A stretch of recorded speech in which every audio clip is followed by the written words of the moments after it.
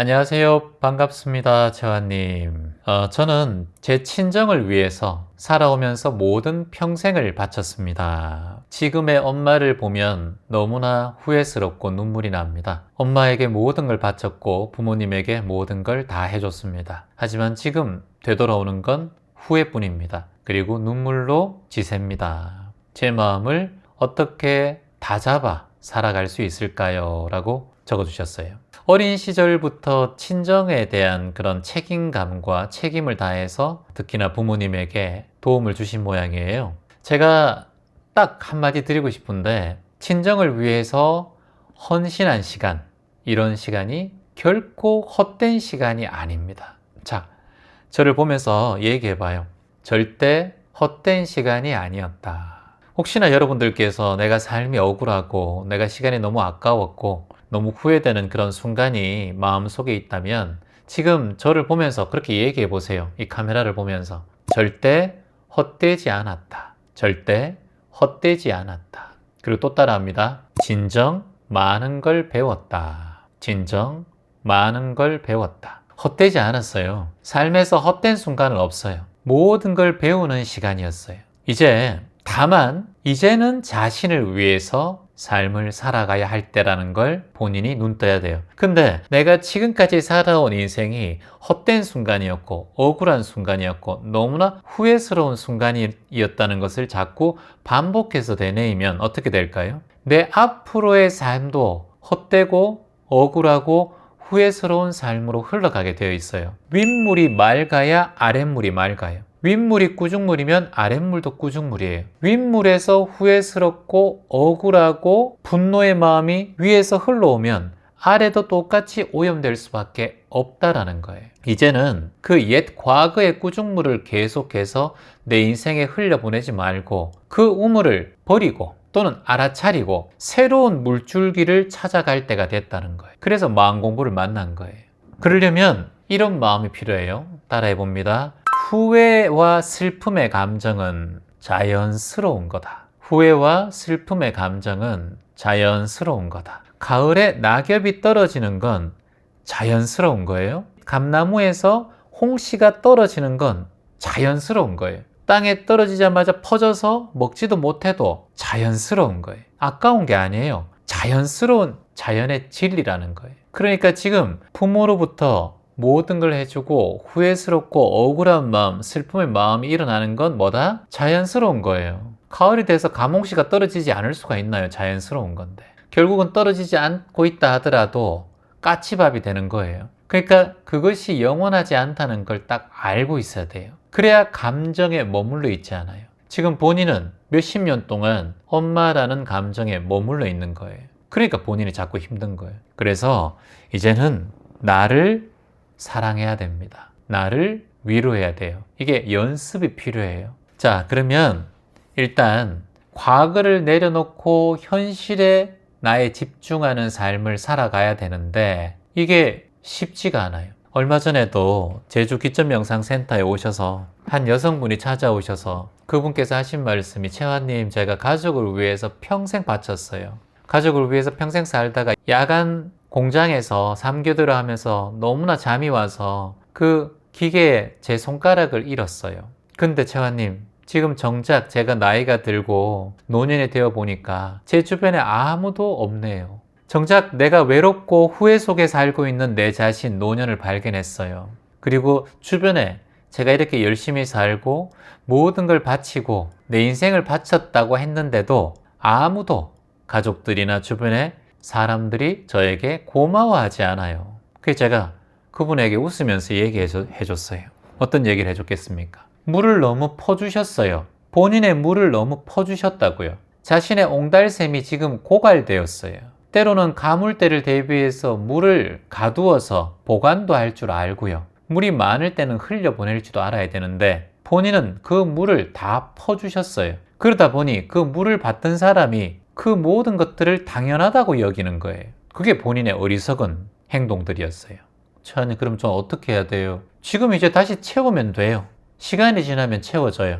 그런데 중요한 건 흘러간 물에 대해서 자꾸 후회하고 이미 흘러가고 말라버린 그 물줄기에 대해서 자꾸 걱정하고 억울해하면 새로 연결된 물줄기조차 오염되고 더러워져요.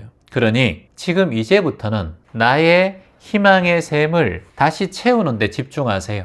자신을 사랑으로 채우고 자신에게 좋은 확언과 희망의 말로 채우고 그리고 세상에 이로운 마음을 많이 내고 가족도 도왔듯이 이제는 남도 좀 돕고 가족이야 내가 그렇게 해주고 난 다음에 자꾸 받기를 원했던 본인의 집착이 있었으니까 더 억울하고 후회스러운 거예요. 제가 여기 뭐 캄보디아 가고 베트남 가고 우리 여기 노숙인 분들 수년 동안 하고 1997년도부터 이런 일 했는데 했다라고 생각한 적 한 번도 없어요. 그냥 인연따라 여러분들이 도와주시니까 하는 거예요. 그냥 물 흐르듯이 하니까 28년 동안 하고 있는 거예요. 내가 좋으니까 내가 이걸 하면 건강하고 내가 마음이 행복하니까 이거보다 더 행복한 일이 없어요. 살아보니까. 그래서 자꾸 하는 거예요. 그래서 이제는 나를 채우고 나를 사랑하는 일에 집중하세요. 그러려면 내 가족에게는 바라는 마음이 있었어요. 본인은 없다고 하지만. 지금 이런 괴로움이 올라오는 거는 고마워했다면 조금이라도 나한테 고마워하고 감사해야 되는 거 아니냐 이렇게 말씀하셨잖아요. 그게 본인의 집착이에요.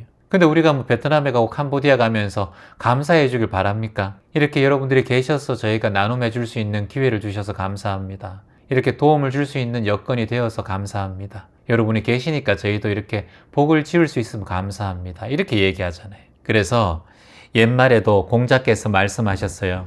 부모에게만 효도하는 게 아니고 세상 사람들에게 효도하는 거예요. 그래서 진정한 효도란 따라해볼까요? 진정한 효도란 반드시 존경과 사랑으로 시작되어야 한다는 거예요. 진정하게 사람을 모시는 거, 그 사람에게 효심 또는 자비심 또는 사랑이라고 하는 것은 반드시 그 안에 존경하는 마음과 사랑으로 시작돼야 된다는 거예요. 근데 중요한 것은 효도든 사랑이든 가장 먼저 선두에 둬야 할 건 뭐다? 따라합니다.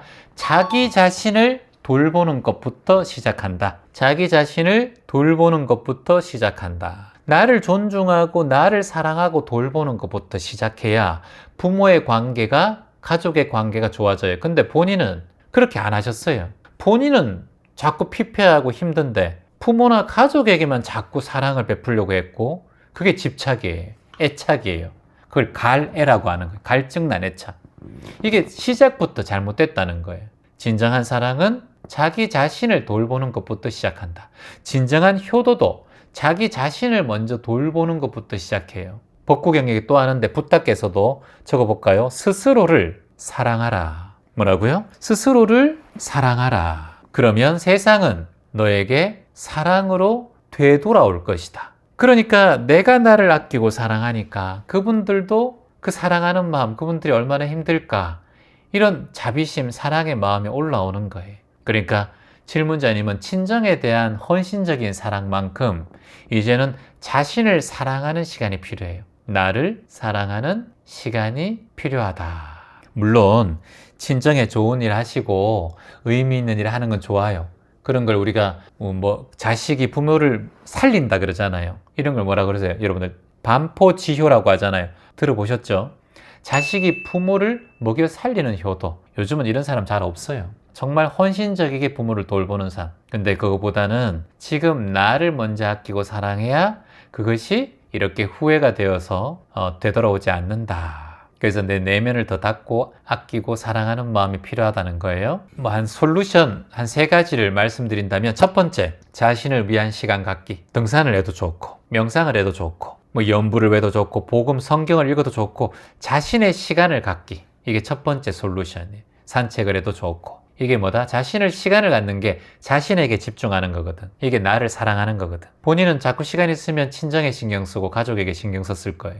두 번째, 감정 기록하기. 내가 지금 엄마, 아빠에 대한 감정들이 올라오면 그걸 기록해요. 아셨죠? 그리고 세 번째는 작은 목표를 한번 설정해 봐요. 100일 수행해보기 또는 31일 수행 정진 완료해보기 또는 감정일기 한 달 동안 써보기 아니면 책 한 권을 한 달에 꼭 읽기 이런 작은 목표를 설정하는 거 좋아해요. 그리고 마지막 4번째는 전문가와 상담도 한번 해보세요. 심리 상담이나 정신과 상담을 통해서 본인의 마음이 너무 힘들지 않은가를 체크해 보시는 게 좋습니다. 명상으로 따지면 좀 후회를 내려놓는 명상 이런 게 좋아요. 후회 내려놓기.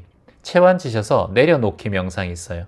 그걸 후회를 넣어서 하나씩 하나씩 호흡으로 이렇게 내려놓는 연습을 자꾸 하시면 좋습니다. 후회되는 감정, 억울한 감정이 올라올 때마다 나는 충분히 잘했다 라고 말하는 거예요. 나는 충분히 잘했다. 나는 충분히 잘했다. 아까도 말씀드렸지만 친정을 위해서 바친 삶은 결코 헛되지 않은 거예요. 이제는 스스로를 사랑하고 돌보면서 내 삶을 채워갈 것이다. 과거는 내려놓고 현재와 미래를 위해서 내 삶을 선택할 것이다. 나의 희생은 참 소중하고 감동스러웠다. 내 자신은 충분히 소중하다. 자, 따라해 봅니다. 나는 내 삶의 가치를 인정하고 존중한다. 나는 내 삶의 가치를 인정하고 존중한다. 나는 후회를 내려놓고 내 삶을 선택한다. 나는 후회를 내려놓고 내 삶을 선택한다. 이렇게 헤쳐나가시기를 희망합니다. 감사합니다.